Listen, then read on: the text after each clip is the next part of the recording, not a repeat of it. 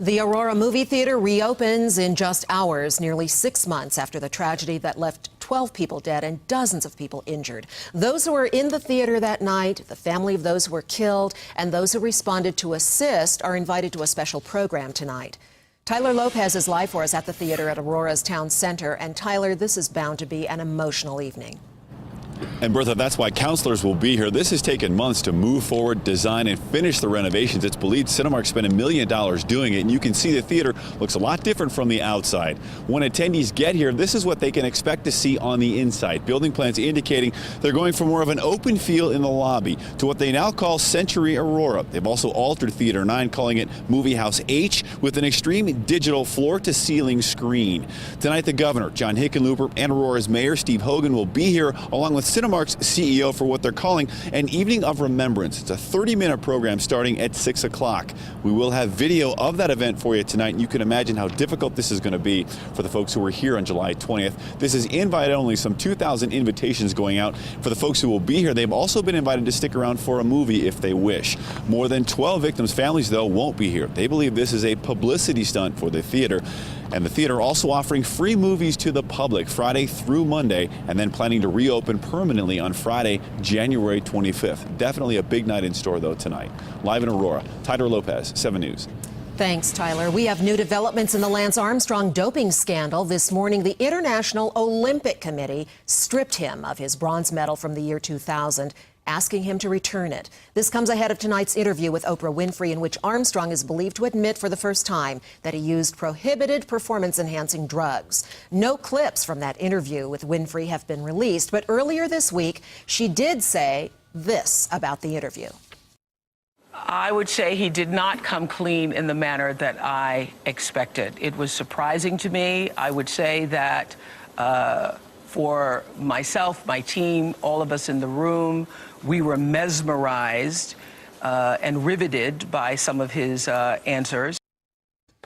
Now, that interview is going to air in a couple of parts, one part tonight and the other tomorrow. Again, the interview will be on the OWN OWN network, the Oprah Winfrey Network. We have some new information for you today about a tragic love story that turns out to have been a hoax. Notre Dame star linebacker Mantai says he was the victim of an embarrassing plot. As ABC's Diana Perez shows us, it turns out his dead girlfriend, whom he reportedly had met online, never even existed. Star linebacker Mantai Te'o's love story gripped the nation. 6 hours ago, I just found out Grandma passed away, and he would take, the love of my life. That love, girlfriend Lynn reportedly losing her battle with leukemia.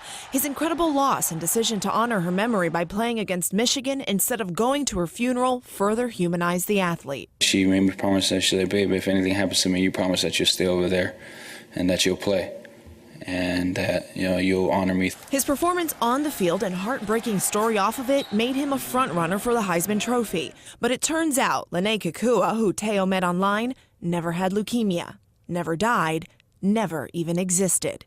Teo says he was duped. And in a statement, he says, to realize that I was the victim of what was apparently someone's sick joke and constant lies was and is painful and humiliating.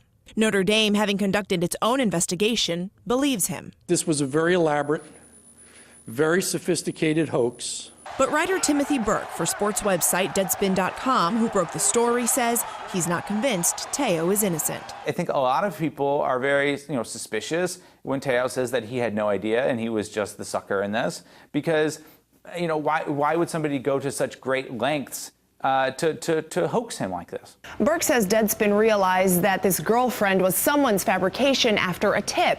And in their research, they weren't able to find any school records or a death certificate for Lynn. Diana Perez, ABC News, New York. Teo was runner-up for the Heisman Trophy and is expected to be a first-round pick in the NFL Draft coming up this spring. In basketball, LeBron James gets another spot in the record books with this shot against the Golden State Warriors. He becomes the youngest player in NBA history to score 20,000 points. He also surpassed 5,000 assists, all before halftime. To put that in perspective, Kobe Bryant hit the 30,000 mark earlier this season, and he was a year older than James when he hit the 20,000 mark. New for you at 11, the Denver Broncos are wasting no time finding a new offensive coordinator. The team is promoting quarterbacks coach Adam Gase. He's replacing Mike McCoy, who we told you is off to coach the Chargers. Governor Hickenlooper is going to be grilling up some lamb chops on the steps of the state capitol in a few hours. This is part of his bet with Maryland's governor over Saturday's playoff game between the Broncos and the Ravens. And because the Broncos lost, Hickenlooper is going to be sending a package of lamb chops to Maryland. They're hormone-free, we're told. They were born and raised at the Triple M Bar Ranch in Manzanola, Colorado. That's just east of Pueblo.